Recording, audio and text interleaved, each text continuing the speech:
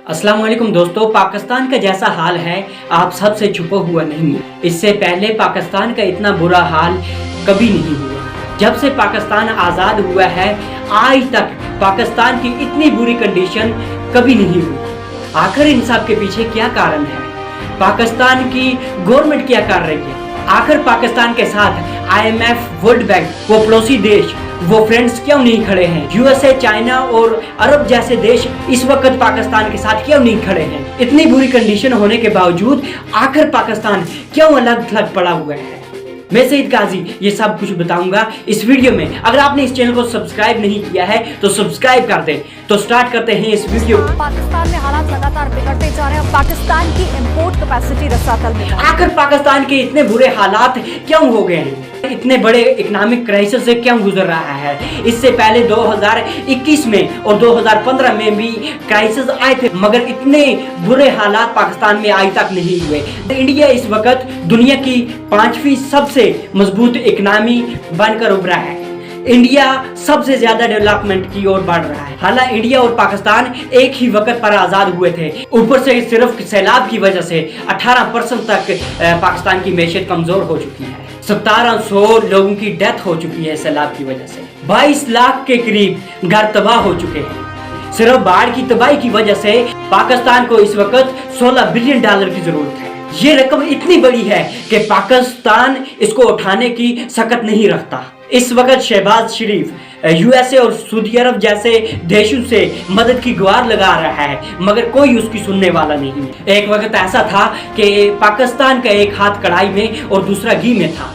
पूरी दुनिया में सबसे ज्यादा एड्स पाकिस्तान को मिलती थी। आपने ये कभी नहीं सुना होगा कि कोई भी आर्मी साबुन, तेल, कपड़ा बेचती हो। ये दुनिया की वाहिद एक ऐसी आर्मी है जो सीमेंट, कपड़ा, तेल, रियल एस्टेट ये सब कुछ बेचती है। जब जनरल साहब रिटायर हुए तो इनकी वाइफ की वेल्थ 220 करोड़ हो चुकी थी, और अगर पूरी बाजवा फैमिली की वेल्थ की बात करें तो 1270 करोड़ हो चुकी है। आखिर ये लोग कौन सा ऐसा खजाना खोद रहे हैं कि जिसकी वजह से इनके पास इतनी वेल्थ हो चुकी है? वो बोलते हैं ना, कुछ तो रही होंगी मजबूरियां, यूं ही कोई बेवफा नहीं होता। पाकिस्तान की ऐसी सिचुएशन हो चुकी है कि शॉपिंग मॉल और मार्केट को 8 बजे से पहले बंद करने के आर्डर आ चुके हैं। सिर्फ एक साल में पाकिस्तान की करेंसी 40% तक गिर के $260.99 हो चुकी है।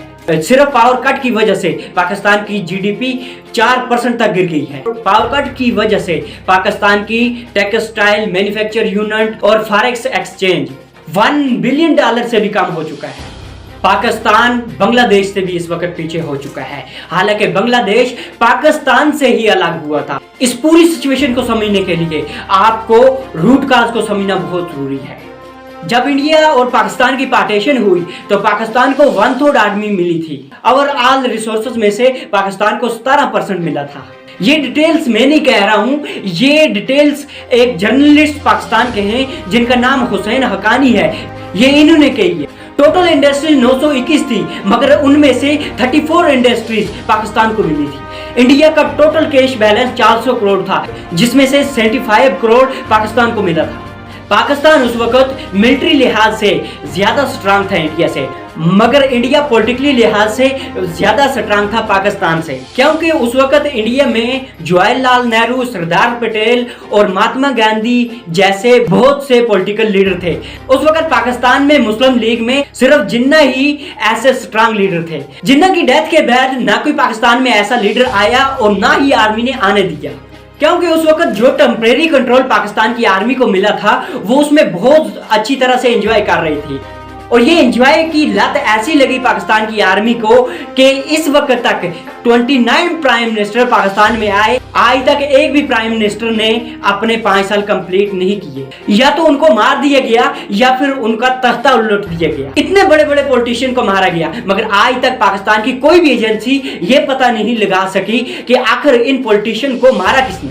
इमरान खान को रैली में गोली मारी गई, मगर ये नहीं पता है कि इसको किसने मारा। बिना किसी बड़े हाथ के ऐसा कभी भी पॉसिबल नहीं हो सकता है कि आज तक कोई ये ना पता लगा सके कि आखिर इतने बड़े बड़े पॉलिटिशियन को कौन मार सकता है। इस वक्त अगर सिंपल सी बात करें तो पूरे पाकिस्तान के लॉ अमेंडमेंट का कंट्रोल आर्मी के पास है, ना कि पॉलिटिशियन के पास।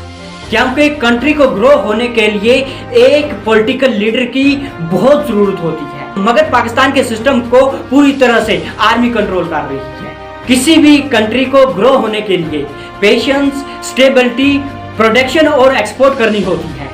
पाकिस्तान ने अपनी कंट्री को स्ट्रांग करने के लिए नए नए जुगाड़ लगाए और उसे इसी एफर्ट्स में यूएसए दिखा, और यूएसए ने फॉरेन एड्स देनी शुरू की। यूएसए दो तरह से वार लड़ता है, या फिर वो शैडो वार लड़ता है, या फिर उसको ज्यादा जरूरत होती है तो सामने आकर वार लड़ता है। साउथ यूनियन के लिए उसने यही शैडो वार की स्ट्रेटजी अपनाई, तो उसने पाकिस्तान में ही मिलिट्री ग्रुप ट्रेन करने स्टार्ट किए, और ये अलकायदा वगैरह ये जितने भी ग्रुप हैं ये उस वक्त यूएसए ने ट्रेन किए थे साउथ यूनियन के लिए। यूएसए शैडो वार इस तरह से लड़ता है जिस तरह उसने वियतनाम और इराक में किया। इनको उनके लिए पैसा देना पड़ता है और तमाम अखराजात जो हैं, लाइबिलिटी जो है वो उसी कंट्री को देनी पड़ती है। इसलिए शैडो वार में ये चीज होती है, सिर्फ ट्रेनिंग के लिए आप पैसा देते हो, बाकी कुछ नहीं। जो यूएसए से पाकिस्तान को एड्स मिलती थी, पाकिस्तान सबसे ज्यादा अपनी आर्मी पर खर्च करता था और पाकिस्तान अपने लोगों पर थोड़े बहुत अखराजात काम करने पर लगा देता था, और जो एड्स मिलती थी इसी करप्शन की वजह से नीचे तक पाकिस्तान में नहीं पहुंच पाती थी।